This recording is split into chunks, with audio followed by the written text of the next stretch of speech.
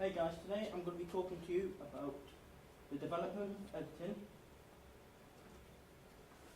Movies before editing was actually more common, were boring, and people didn't really want to see them because the way they did them is they filmed everyday things until they ran out of tape or they were just bored of filming, like seeing someone get sprayed with a sprinkler and stuff like that, but people weren't interested. It was seen as an invention without future for at the moment of time. Edwin S. Porter, born April 21st, 1870, died April 30th, 1941. In the late 1890s, Porter worked as both a projectionist and mechanic, eventually becoming director and cameraman for Edison Manufacturing Company. Influenced by both the Brighton School and the story films of George Méliès, Porter went on to become important shots such as Life as American Fireman, which features various different techniques like cross-cutting, and The Great Train Robbery, which The Great Train Robbery was a massive hit because the audience weren't used to seeing events like that. So everyone wanted to see it just because it was interesting to them. In them, he helped develop the modern concept of continuity editing, paving the way for D.W. Griffiths, who expanded on Porter's discovery that the unit of film structure was shot rather than a scene. Porter, in an attempt to resist the new industrial system born out of the popularity of Nickelodeon's, left Edison in 1909 to form his own production company, where he eventually sold in 1912. In The Great Train Robbery, there was frequent use of cutting.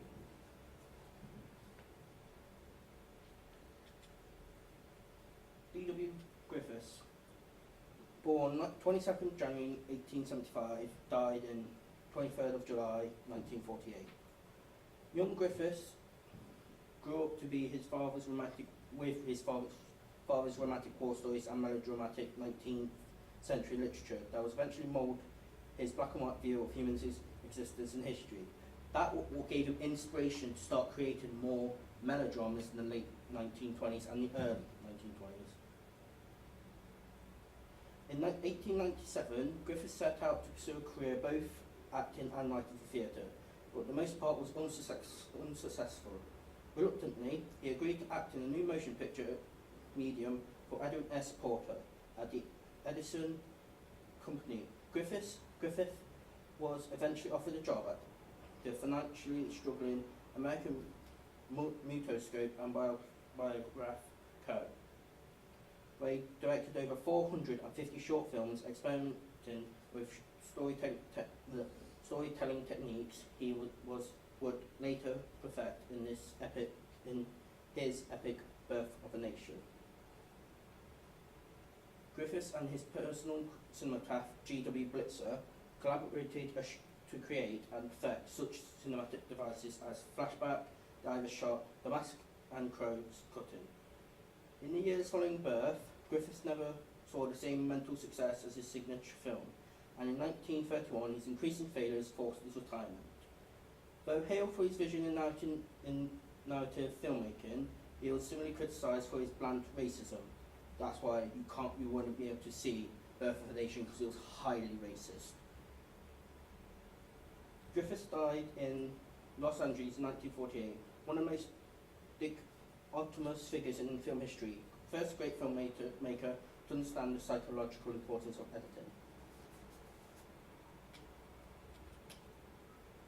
Sergei Eisenstein, born January 23rd, 1898, died February 11th, 1948.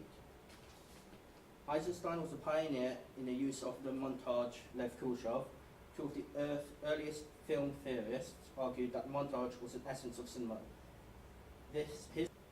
His writings and films continue to have a major impact on subsequent filmmakers. Eisenstein believed that editing could be used for more than just expounding a scene or movement through linkage of related images.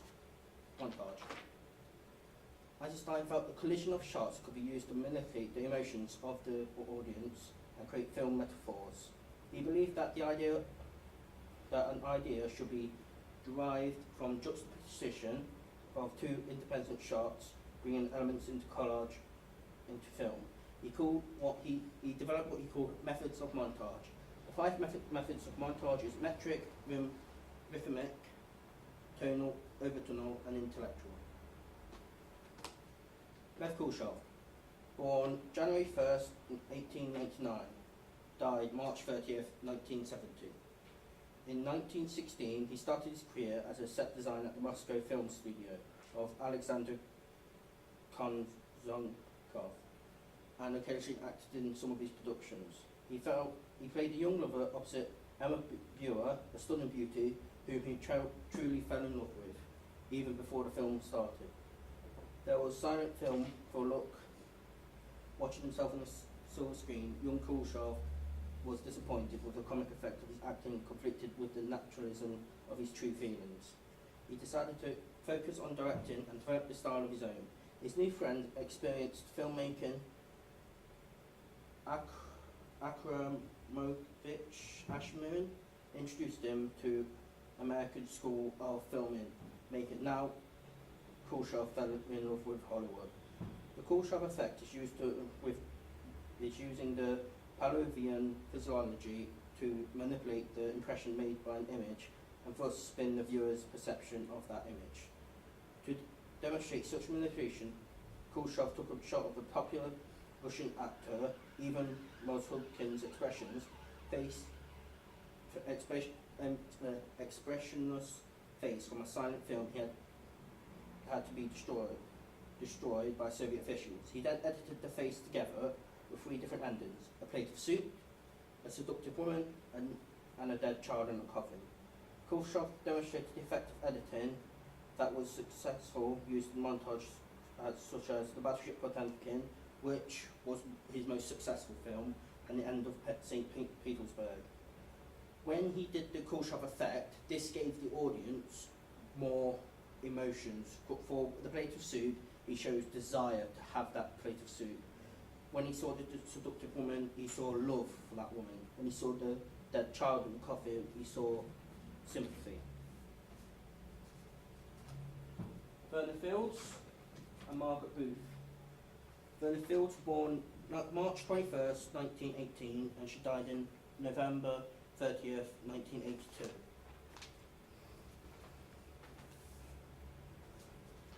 Verna Fields was an American film editor, film and television sound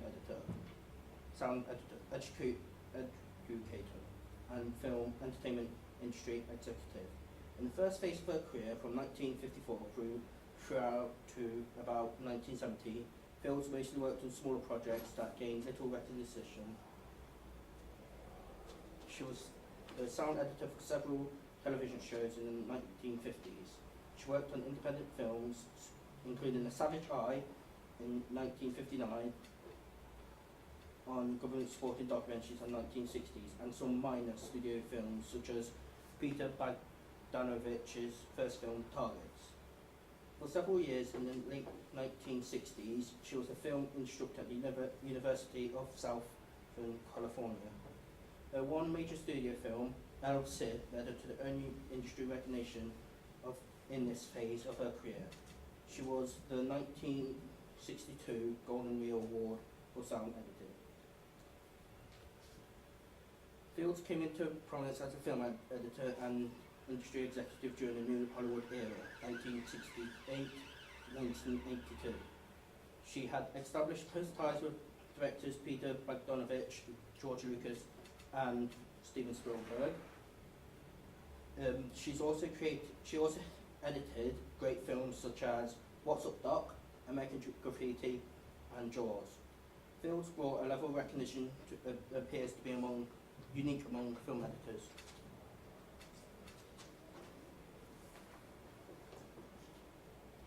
Margaret Booth, born January 14th, 1898, died October 28th, 2002. She was the editor-in-chief at NGM shortly before she retired and shortly after she died. She reported the first cutter to be a film editor. Born in Los Angeles, she started her Hollywood career as a patcher, editing films by D.W. Griffiths around 1915. Her brother was actor Elmer Booth. Later she worked with Louis B. Mayer. when he was an independent filmmaker. When Mayer merged with others to form MGM, very popular company, in 1924, she worked as a director's assistant with that company.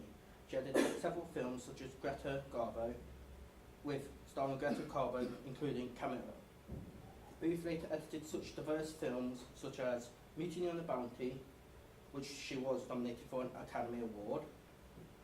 A few films associated were Wise Girls, A Young Cat Oxford, The Way We Were, The Sunshine Boys, The Goodbye Girl, Cheap Directive, and Seems Like Old Times.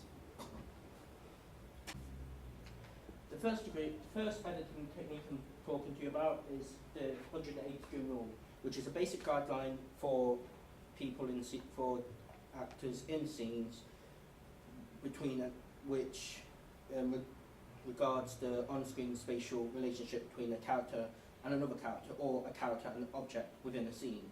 The first character is always framed right of the second character, who is always framed left of the first. Some directors have been known to break this rule. The object that is being filmed must always remain in the centre, while the camera must always face the object. Here is an example of 180-degree rule. It's from the movie The Shining. Delbert Grady.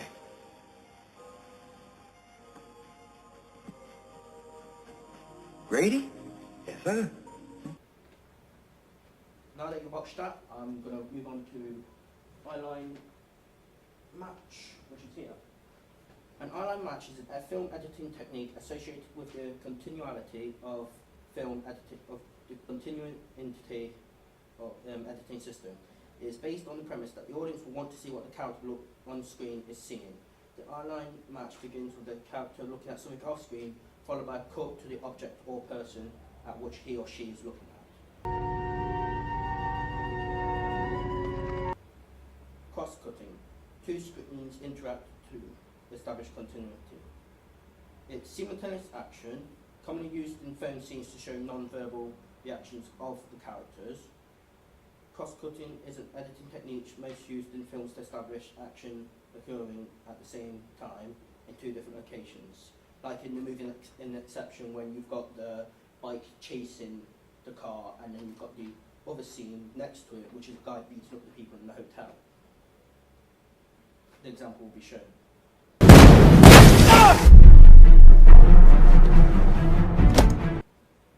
In a cross-cut, the camera will always cut away from one action to another, which can suggest the simultaneously of these two actions, but this is not always the case. Shot reverse shot. Shot reverse shot or shot counter shot is a film technique where one character is shown looking at another character, often off screen, and then the other character is shown looking back at the first character, since the characters are shown facing opposite directions. The viewer assumes that they are looking at each other. Here's an example. You know, I meant that as a compliment. I know.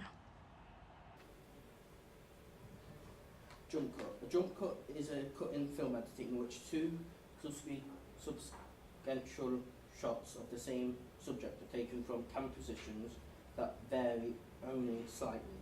This type of edit gives the effect of jumping forwards in time. It's a limitation of temporal space duration of a single shot, which there's not much time. There's like a few seconds to pass between both shots, unlike the manipulation of time and space, which is a whole period of time.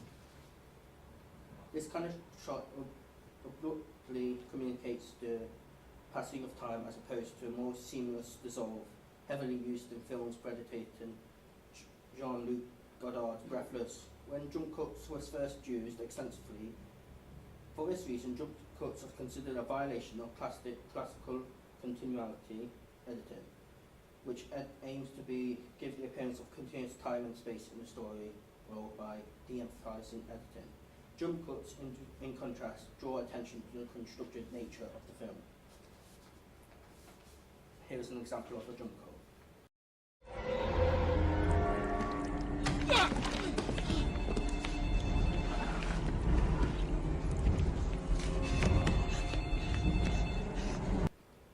Cutaway. In film and video, a cutaway shot is an interruption of continuously filmed action by inserting a view of something else. It is usually, not always, followed by a cut back to the first shot, when the cutaway avoids a jump cut. The cut does not always necessarily contribute to any dramatic content of its own, but it's used to help the editor assemble a longer sequence. Like if you were to have a man walking down a dark alley, where you don't have a cutaway to a cat running past, or a cutaway to a dark dumpster.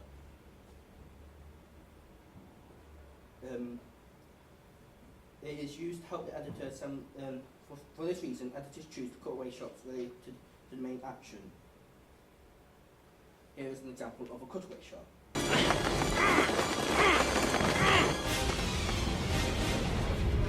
Shit! Somebody didn't open. Match cutting. A match cut, also called a graphic match, is a cut in film between editors between two different objects, two different spaces, or two different compositions, in which objects in the two graphic shots graphically match, often establish a strong continuity of action linked to two shots.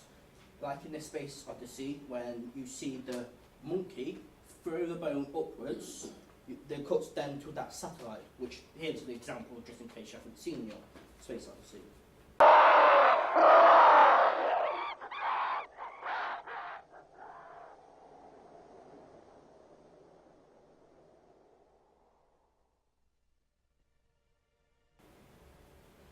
Manipulation of time and space. Manipulation of diegetic time and space is when an edit is made to make a person, environment, or object change over a period of time. They could be getting older or younger. This is used in many different films. It follows the audience to see a time change visibly. Like in The Karate Kid, you see him not very good when he's training, but when you see later in the clip, you see him like really good, getting better as he continues to train.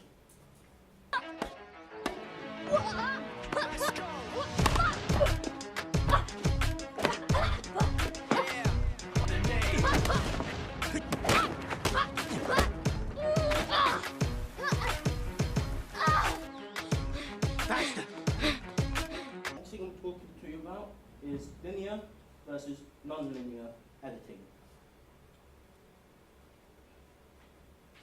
In early days of electronic video production, linear tape production,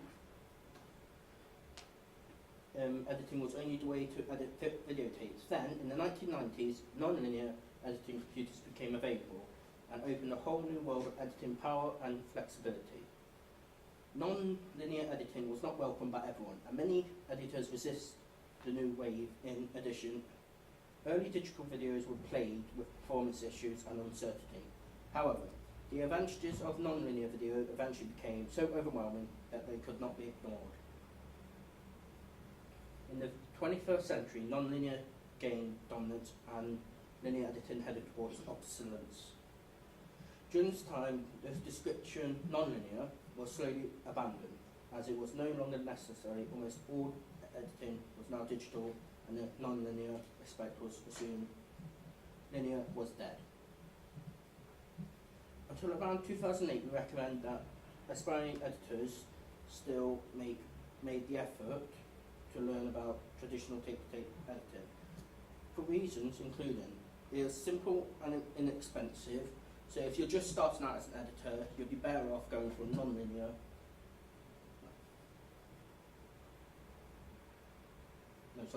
Linear, because it was much cheaper than non-linear, because you just edit it as it went. Some simple jobs were much quicker and easier with linear editing. Interestingly, more professional editors of the time claimed that those who learn linear editing first tend to become better all-round editors. And the final thing today I'm talking to you about is the Moviola machine. Moviola machine was used by film directors. This example was designed for the 35mm film. Most documentaries, back when this machine was used more commonly, were made on the large gauge of 35mm. How it works. This machine was used for editing film. It allowed scanning the film frame by frame while still being able to preview the result edit. Previously, this work had to be done by trial and error, going back and forth from the editing table to the projection hall.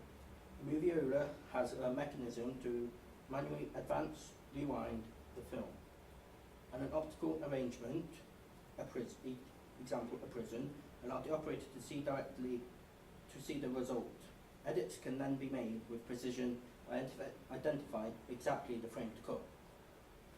This is a vertical model as it originally conceived horizontal versions which subsequently produced, which had been some advantages, among which the ability to accommodate different film sizes. Thank you for listening. That's the end of my presentation.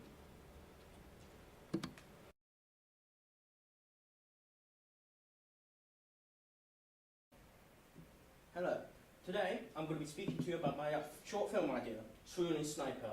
It's based off Arrow TV series and a bit of Flash with its supernatural enemies. These are some of the weapons: long-range weapons from my main protagonist, short range just in case it's a bit of a struggle. These are his bolts. The format: it'll be a short film that can be aired on TV, lasting about 1 hour 20 minutes. The age rating is 15 because it has the fact that drugs are included in it, and there's quite a bit of gore. DC Comics, like I've said, it's based on that. The main characters.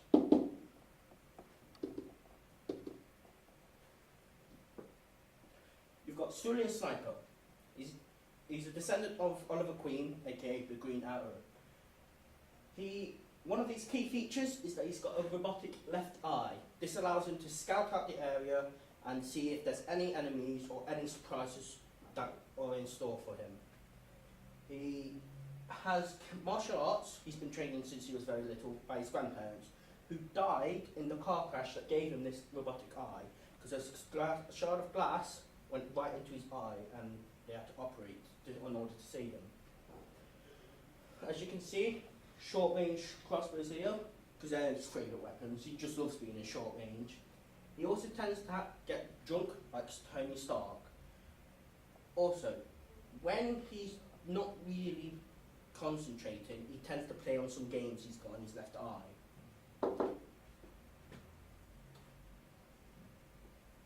Galactic Overlord Maximus, the main antagonist.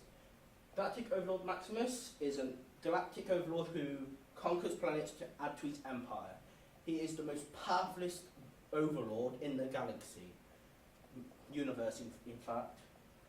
As you can see, he's got flame for one hand and a giant blade for the other. His helmet, he's carved this helmet out of all the weapons of the fallen foes he's fought. The wings he's had since he was little, therefore short range transportation.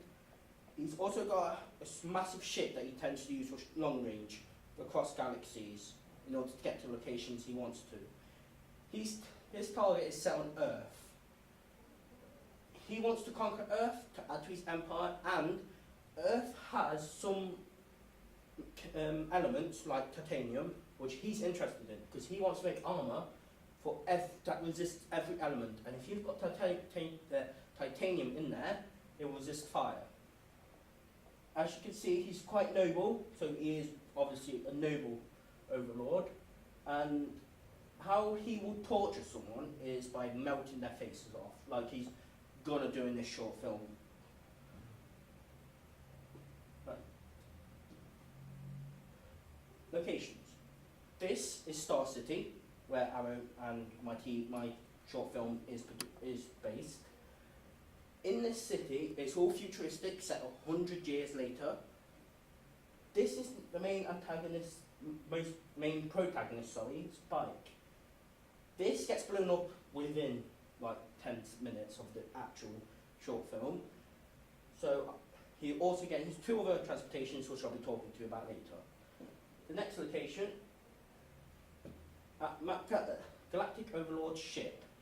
This ship is what he travels in. It is packed with photon lasers, which can pierce through a lot of things, and armor-piercing missiles, just in case he's facing another enemy ship that has armor. Daniel's house. From here, this is where his transport would rise up and then go along, just like in many different things. Like if you've seen Sonic X, you'll notice the tornado comes up and flies off. And in Batman, it always goes through the cave. The house itself is all futuristic, like it has hovering TVs and it has hover cars in the back. Inspirations for this idea. Right, Avengers have played a little role. Main inspiration's Arrow, because it is a popular TV show, and a bit from Marvel's Agents of S.H.I.E.L.D. because it's got included supernatural enemies, and it does reference the films, like it referenced Avengers, Winter Soldier, Thor: The Dark World, all of them. Arrow was my main influence due to the fact that it is based off Oliver Queen, which is this guy, and it is quite unique that way, because most spin-offs are always from the mainstream superheroes like Superman, Wonder Woman, Batman, Flash, whereas I've chosen Green Arrow, who's not even that recognised that much. At the moment, in the TV show, he's called Arrow. Nothing else. That's it, just Arrow. Which I don't think is right, he should be called Green Arrow. My transport. Metal T-Rex. I wanted to add an animal for his transportation. I find that having an animal in his transportation is the best way for him, because this animal is unique, as all the other DC superheroes always has vehicle based. I have a metal T-Rex due to the fact that dinosaurs are one of my favourite things on earth.